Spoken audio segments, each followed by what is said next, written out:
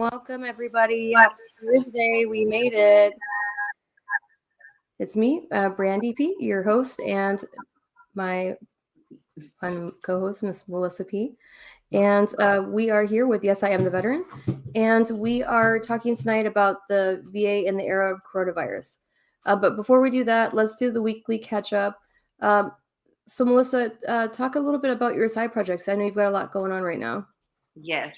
So right now, as a few of you may know, I operate a networking platform called Meet Hidden Gems. You can find it on Facebook or Instagram at Meet Hidden Gems. And the point of it all is to showcase different businesses, organizations, and people who deserve some type of like spotlight and just shout out and let others know about this person, place, product, or organization. And with that, since February is coming up, I work closely with a beauty salon here in Houston called the Glamour House. And we are hosting a Valentine's party on February 12th here in Houston, Texas. We're going to have different gal pal vendors. We'll have food. We'll have some giveaways.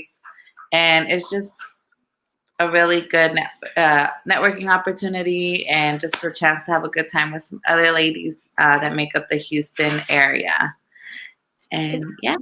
It is so cute too, like all the little photo ops that you have out there, all the different vendors, and everybody is totally different and just cute. You want brownie points, check out her shop. Actually, I don't think I've even told you, Brandy, but I booked my first bartending gig solo. I contracted myself out, for a event this Saturday here in Houston. So yeah. What's your least favorite drink to make?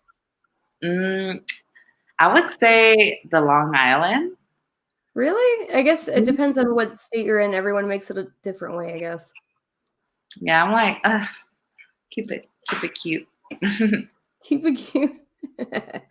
Definitely.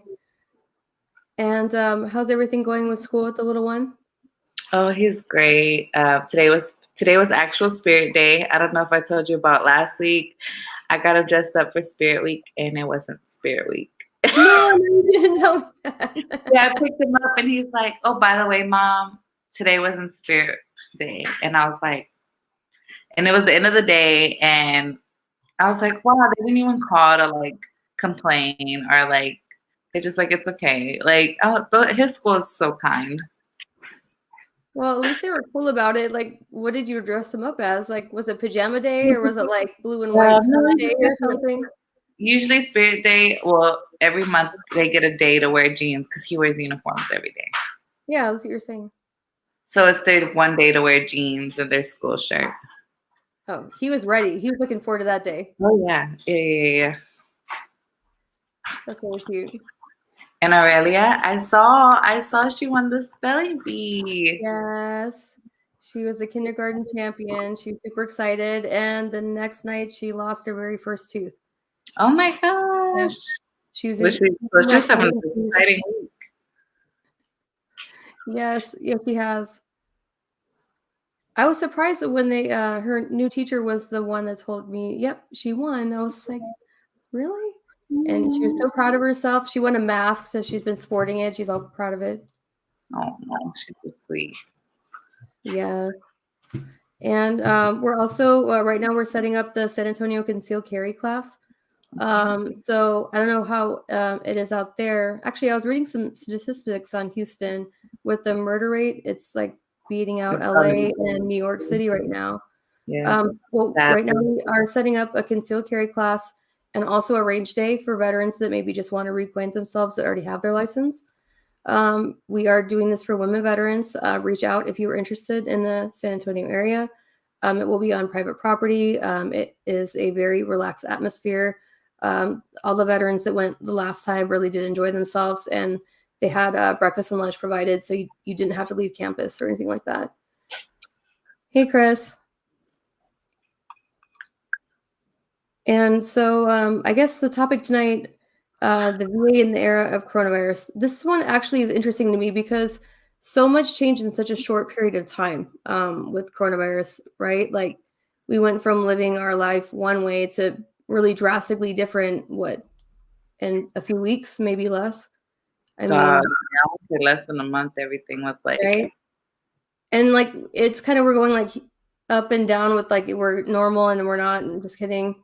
And it's frustrating, and especially in the VA system, um, it's hard even just going to your VA appointments and working under normal conditions. So doing this, now with all the extra precautions, and you can't bring anybody with you. Some people need caregivers, so it's a challenge. Maybe you need more than one caregiver, just depending on what kind of assistance you need. It's a challenge. I mean, do you ever have any issues with your VA appointments and working? as far as the VA appointments, my last job was government job. So luckily, I was lucky enough for when I did have VA appointments, it was like approved. Like I didn't need an excuse or like to let them know. So I was covered by Texas in that way. So that was awesome. But before that, it was, just because maybe I was new with a new company and you have to wait so long for appointments, but you need to go to your appointment and Yeah. maybe to try to go after work, or can you go to a different location closer to your new job? Can you go on the weekend? Things like that. So it's just scheduling. But there's only one day. They don't see patients on Sundays, just Saturdays to like what, noon or something. So it's like we're like trying to get on those appointments. Mm-hmm. I know for me, I struggled with it a lot. I have 12 different specialists, so I'm always seeing somebody. So I mean, I like to try to be in my mind like everybody else, but I'm not like everybody else. And so when I'm in a civilian work environment, right, and I'm having to see all these specialists, and I'm as young as I am, you get a lot of the side eye, she's leaving work again, and then sometimes like your supervision has questions, and so like you roll up a pant leg and scare somebody. But either way, I mean, it's just you feel like you always have to justify it, and then people stop going. So like actually, I checked out this VA statistic. And we talked about this a little bit last year when we talked about women veteran homelessness. Mm-hmm. So I don't know if our audience wants to help answer this. What percentage of the 2020 VA health system were female? Not male, female. Out of all the veterans to get VA care in 2020. What would you think, Melissa? What's your guess? 14%. 14%, okay. So it's actually 13.8% are women. So that tells you how little women file on their own behalf. So ladies, if you are watching me, if be your own best advocate. You definitely want to fight for yourself. I mean, so few women get actual claims, so they are getting seen through the VA, and they should be. Because at the end of the day, like that money doesn't, go to other veteran's pocket because you saved it. It goes back to the pool. And honestly, because as women, we're majority are mothers, and a lot of the time, even if the women are married or in a relationship, the woman's needs are not always before like a priority. Mom always put themselves last, always. Yeah, so think about it. Like, do you think? Honestly, when I first got out, I wasn't even registered with the VA. I rather went to. A lot of people don't want to deal with the VA as well. Like, well, you get so disgusted with TRICARE, and you're just like, oh, I'm done. You try to be extra a few years, and then you realize how expensive it is, and you're like, well, shit, this saved me a lot of money. Let me go back over to the VA and like stop complaining and see what this is about. So there's that too. So it's hard. Like it's not easy, and the average VA patient, the median age is a 66-year-old white male. So like even age group wise, like we're not even on the spectrum right now. But either way, like, I mean, that just shows you like how many women really don't advocate for themselves. And that's why Emily and I, you recognize Emily, she's been on the show. But we've talked to State Representative Ina Menares about women veteran homelessness. And one of the things we talked about as far as prevention is creating times for veterans where veterans with children can go and see a representative, and maybe there's like babysitting services there, or, they can have their kids there while they wait, or, it's during a time that's not during work hours, because most people, they really don't have the time to come during the day. You work 9 to 5, or 8 to 6 or something like that. Those are prime VA hours. So unfortunately, we put ourselves last. I sat on going to 100% for a decade, and, there's other people that they've gone even longer, and it's really just shows you, how many veterans, like, they get frustrated and they just walk away, especially in the COVID era. That's another thing we were talking about as well, is just, there's a lot of changes in a short period of time. Right now with COVID, they went from primary face-to-face appointments to virtual appointments. Have you done a virtual appointment yet? Yeah, I've done a couple of virtual appointments actually, and it's been a lifesaver. Like, I was frustrated because I waited like an hour on hold, and I was like, okay, someone just tell me to call back. Like, I got stuff to do. My phone's getting hot. Yeah, luckily, they were practicing it, my primary and her nurse, and Yeah. I was like, okay. And then one of them, they're like, yeah, we could get you on a virtual. And I was like, heck yeah, I'm not driving all the way down to the medical center. Yes. Agree. I could wear pajama pants this appointment. Yes. Sign me up. Also, like my was it My Healthy Vet? I don't know if you use that one. That one's a lifesaver too. Yes. But a lot of people, you call your doctor, you walk in, you see them face to face. So it really changes, your day-to-day interactions with people. And some people, they, like to have that person-to-person interaction on the daily basis. When they need to see a physician, they can walk in, or they can call someone and it's a physical person. It's a challenge for some veterans, especially the older veterans. As well, or just veterans that are busy. Sometimes they don't want to wait on hold for an hour plus, because they're at work and they're not supposed to be on the phone as it is. It's a struggle. What was I gonna say? I always miss the nurse call back too. I don't know about you, but I swear I could be watching the phone like 100 minutes, and I will look up for something and I miss that call. Like, does that happen to anybody else? Or is it just me? It's like they know how long to let it ring. Yeah, it rings twice and then goes to voicemail. I'm like, my voicemail doesn't even pick up at 2 rings. Yeah, like, I don't know what little app they have to have it go straight to the voicemail, but I need to get off it. It's frustrating. And then well, I guess you don't have to. One good thing is that you don't have to wait the whole hour to park in the VA parking. Yeah. It's like the Hunger Games trying to get a parking spot. Have you ever tried to get on a Monday morning? I do not do Monday morning appointments. If I don't have to, I try not to. Or else you're waiting, driving slowly behind the person going to their car. You're like, are you gonna park there? Right? You're eyeballing you gonna let me park there? Come on. The window down, yeah, there's a whole stalking etiquette, I believe, with hospital parking spaces, especially in the VA. Don't think you're gonna get in the first 3 lanes ever. Unless you have someone there to wait for that spot to open for an hour while you're in there. No. Chris is saying that they do the same thing in Canada. They have the virtual calls. That's good. That's awesome. Yeah, some of the stuff that they have is actually pretty cool. We need to be more NHS. I don't know. I saw Her Majesty's NHS, and I'm thankful I have legs. However, there are some things we as Americans take for granted with healthcare that we don't realize that NHS isn't. We used to have women wait 18 months for PAP. That was standard. We would have people would love to see us as patients because of the fact that they just got seen so much faster. So Terrell, Eau Claire, okay. That's about an hour from my parents. Fun fact, I'm actually on a veteran monument in Clear Lake, Wisconsin, in the cemetery. Nice. Yeah, my dad, my sister, and I. Hmm. I was just like, that's awkward. I'm still living. Well, that part is a little awkward, but that is a nice But sentiment.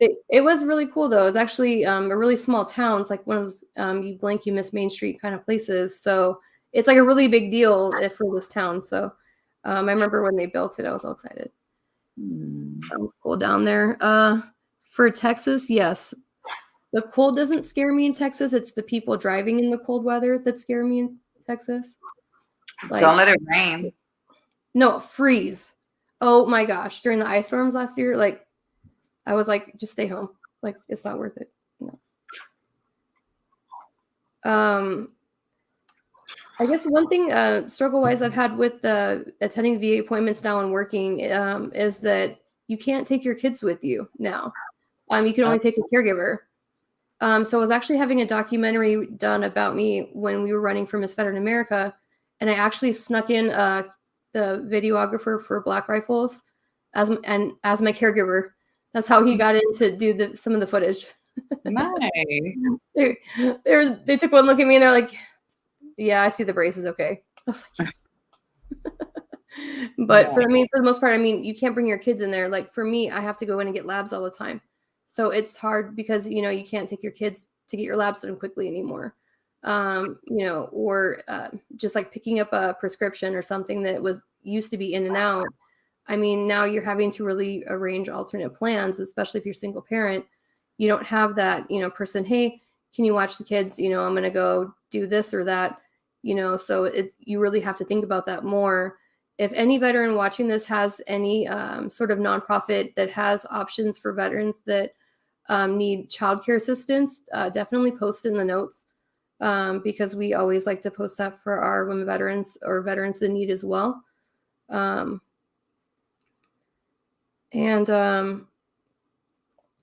guess, do you think that this is going to be virtual only in the future, or do you think it's going to go back to being hybrid or like veteran choice? I think I really like the hybrid idea because also think about all the people that do go and they don't really need to be seen like physically. Like you Yeah. can hear it, you could probably even see it through the video. Like, Yeah. if it's something or or maybe it's just a checkup, maybe somebody's trying to get seen by a referral to a therapist or a counselor, stuff like that, Yeah. where you don't have to like physically be seen. You can just talk and they can kind of figure out what's going on through conversation. I think that helps because also too, every time I am one of the youngest ones at the VA when I do go, and when it was pre-COVID, it was nothing but older senior citizens that would be there literally every day at the hospital because they do miss the interaction. And The socials. Yep. yeah, and as cute as that is, like, how healthy is that? Like, all those just everybody's in one place and they don't really even need to be there, really. So I kind of miss that when they would do the donut handouts. that's sweet. Donut coffee. Like, oh man, those were the days. And now you can't get anything really. Here's a mask. Get out. Let's scan you. But yeah, I think it's a good idea, but also, and then think about the people that do need to be seen sooner. Now they can be seen sooner if it's something more urgent than a referral out. I mean, I've heard it different from different veterans in different areas. Like some are saying it's faster, some are saying it's slower. A lot are getting referred to community care more quickly, but it really just depends on the area. And the more remote locations seem like they're having more issues. But it seems like there's been a lot of like big changes at the VA, like top tier level. So like it seems like maybe that's kind of causing that as well. I'm not sure, but hopefully it's something that kind of gets worked out as far as accessibility for more veterans. Yeah, -36. Yeah, I don't miss that. Like that's like freezing when you inhale, like your nose freezes, like the hairs in your nose freeze. Like, oh, like the place I've ever been to was great. Yeah, That's the coldest place I've ever been to was Winter and Great Lakes. Yep. The wind chill.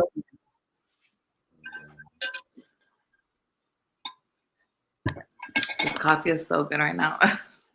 Yes, mom life. Gosh, it's Thursday. It's been a long week. Feels like it's been one of those extra long weeks, like those ones where you're like paying back the 3-day weekend that you had previously or something. You're like, no, tomorrow's the weekend. Oh, wow. Yeah, to live in the cold. Yeah, that's like it's so cold up there. Like if you throw a pot of boiling water, it will freeze before it hits the ground. It's that cold. I've actually seen guys like peeing outside and like it freezes. Like, yeah, that happens. Like, be careful. I'm so sorry. And also like I guess what about veterans like really having challenges like care wise as far as inpatients for the VA? Like, I mean, think about like the accessibility of beds now because of the inpatient like issues with COVID, you know, needing like more beds for their inpatient units and then taking resources away. It's definitely a challenge. Like, I know, like for me, I'm due for an angiogram, which usually results in a week hospital stay for me. And it's like I've been putting it off because of the fact that, you know, it's like maybe I should just wait it out till there's a little bit less corona. Like, you know, like how long do I wait? But I lost 15% circulation in one of my legs. And so they Wow. couldn't figure out why. Yeah, because I only have one artery in each leg. You're supposed to have three. Okay. So so they were like, why did she drop that much in one leg? I was like, oh, we'll wait. So they've been calling me. So I think they went through the records. We have to explain that one. No, I mean, honestly, it's just crazy, and we're just gonna have to like keep adapting. Yeah, well, I think like I know we've talked about it before, but how like maybe our providers change or they switch, and now you have a new provider. It's just hard. well, it's changed. It's hard as well, especially for mental health docs. You know, like you open up to certain docs. You know, some you feel get you better than others. You know, some veterans get frustrated because you know they don't get them. You know, they're always switching around. They're always having to re-explain. You know, it just gets frustrating, and so you just shut down at that point, and you don't want to talk about it. And it's just one of those things where it's like, why do I have to keep explaining my story over and over and over again? You know, why doesn't somebody read the notes? So I think like that frustration really resonates too with veterans, and hopefully that's something that's kind of leveling out more. So there's like less gaps as far as like critical care needed, especially right now with like isolation and quarantine and COVID and, you know, like the problems that could bring as well, being out of work or just isolated from everybody is definitely difficult. Sending our to everyone dealing with the new normal. Right. Yeah, I think they're going to probably do screenings for a while, I'm sure. But I who knows? Like I can't even keep up with all the boosters at this point. I work here. That's all I can do. I'm excited about the shirts. I know. So I guess our audience watching, we've been reached out to see what our audience would be interested in as far as if we were to do a sale, like a pre-sale, like maybe t-shirts, hoodies, coffee mugs, tumblers. What would you guys want to see? You guys always follow our shenanigans, so let us know in the comments. And then also, if you want to discuss anything with us as far as a specific issue, definitely reach out. I really enjoyed how we had a veteran pop on and tell her story last week. If any other veterans listening out here, I guess, want to maybe do something like that, please reach out to us. We'd be more than happy to honor your privacy and let you get your story out. I know it's very cathartic to really talk about your story and have other people just believe you, I guess, if that makes sense, even though it should never be questioned. Your experience is your experience. And that's another thing. Women don't claim that enough either. They are saying that the claims are speeding up. So in 2020, they said that they hired an additional 2,000 additional employees for claims. So they said by 2024 they should be under 100,000 claims behind. Before they were at like 500,000. Oh wow. So yeah, so they're cutting that down quite a bit.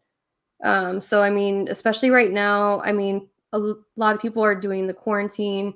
You know, if you have coronavirus, you know, you're just resting, you know, you get stir crazy. Look up your claims. Look up, you know, what you're eligible for. You know, join some veteran groups that are out there that give information out to veterans that are wealth of knowledge. Like, I mean, really take this time to just see, you know, if there's anything out there that maybe you didn't know about. You know, for me, I waited 10 years before I realized I could get the clothing allowance. So that's why I talk about it so much, because I was so mad that I missed out on like a car's worth of clothing allowance, but I didn't know. You know, so like that's why we try to get out that information where we can. And then also, so I told you Felicia's coming back on, right? Yes.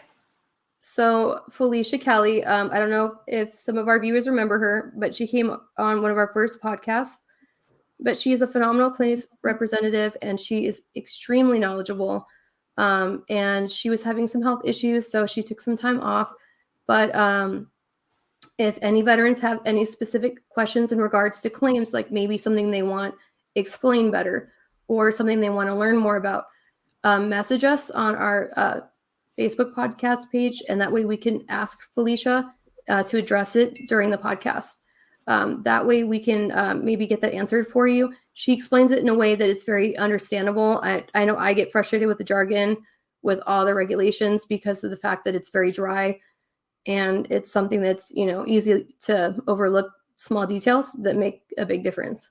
So if you have any questions on your claim, definitely message us, and we'll be happy to ask on the podcast like we did last time. And can I shout this water out real quick? Yeah, go ahead. I was going to ask you about it. Yeah, so this is actually from Pop Exotica. They're a smaller brand, and this is actually alkaline water. It's 9.0 pH with a pH of 9.0. Let me see the back. And 100% of the proceeds go to the Vanessa Guillen Foundation. Nice. Can you put the link in the comments? Yeah. So if you're a business owner or a shop or an office that always buys water, you can definitely open up an account with Pop Exotica. And like I mentioned before, everybody buys water all the time anyway. So if you wanted to support the Vanessa Guillen Foundation, you can definitely open an account, and all the proceeds of the purchase go to the foundation. And I will put that in the comments. And the foundation, I know I've heard they've done a bunch of different things for active duty members as well as veterans. Is that right? What all do they take care of? I mean, honestly, I believe the foundation was to continue like paying for the fight for everything they're doing to get everything done. As far as going to I know Congress, they just went to Washington, D.C. Yeah, with the I Am Vanessa Guillen Act. They were very crucial to that because they met the Pink Berets, I believe. Yeah, so it just supports all of that. So yes, Chris, that is the military member that was murdered on duty in Texas.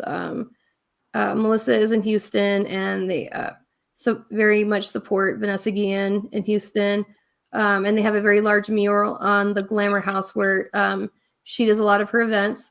But is this a vendor that's going to be at your upcoming event as well? Or they no? Sponsored. So we had our vision board event, and they went ahead and gave us complimentary waters.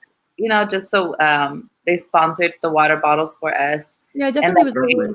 We could spread the information about this water and how it helps the Vanessa Guillen Foundation.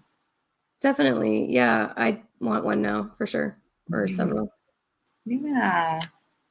They do some really cool collab. So that brand actually, Exotic Pop, does a lot of collab, like soda collabs with artists and things like that. And they are out of Houston as far as like their reps and things like that. So Vanessa Guillen being from Houston that was their way to contribute and give back. I think that's really cool that they do that, and they, you know, go to DC. They really do petition you can see what they're doing. It's been in the news. I think that's really cool that they created a water as well. I definitely want to learn more. And you said that you're posting that in the comments? Yes. Oh, I forgot to tell you. So remember I told you that I did, before we wrap up, I just remembered. Remember how I told you that I did that milk bath photo shoot? Yes. So they actually asked me to do their advertising. Okay. I like the pictures that much. I was like, what? Awesome. It's kind of random. So what will you be doing? They want to show the pictures that they took for their marketing. Okay. Yeah. So it was a pretty interesting shoot, considering how freezing cold it was. Oh gosh, I could imagine. No, imagine like taking a photo shoot in a bowl of cereal, but like in the fridge bowl of cereal. Like the coldest part of your fridge, but it's like the whole bowl, like in your whole like back is in it first. So you can't even like prep yourself by staring at it. Juan was asking me if I work with them. So that's the plan, is to work with them as far as like promoting them. I did let them know about all of us and the VRS network. Maybe And we can because bring them on. yeah, of course, we would love to support the Vanessa Guillen family and foundation. And I mean, like I said, it's water, and we buy water all the time. So why not something that helps give back? Well, alkaline water is so good for you anyway. So they've written so many different peer reviews on that. Yes. But we are going to have some interesting guests on next month. Right now, we are in the final process of setting up dates for each one. But we are going to have some very interesting podcasters, or guest podcasters, should I say. But if anybody wants to discuss anything specific, definitely write to us, message us. If you like this podcast, share it, like it. Like I said, reach out. If you guys need anything, we are here to help. Melissa, before we wrapped up, is there anything you wanted to talk about? Sorry, Biggie is just having a field day with this bone. Actually, no, not at the moment. I am trying to respond to the comments and just sharing the video. We need to have like an all about little Kim podcast. Kimmy. Here she comes. She is like the most glamorous cat of all time. Come on, little Kim. Oh, girl. You look better than I do. Kimmy. She's like, oh, me? Everybody, hello. She reminds me of the cute cat from Aristocrats. And that one too. She's so fluffy. But okay, guys. Well, thanks for tuning in tonight. And like I said, definitely reach out if you have any questions as far as ratings or otherwise. But have a good night, guys, and have a good weekend. Stay safe. Bye.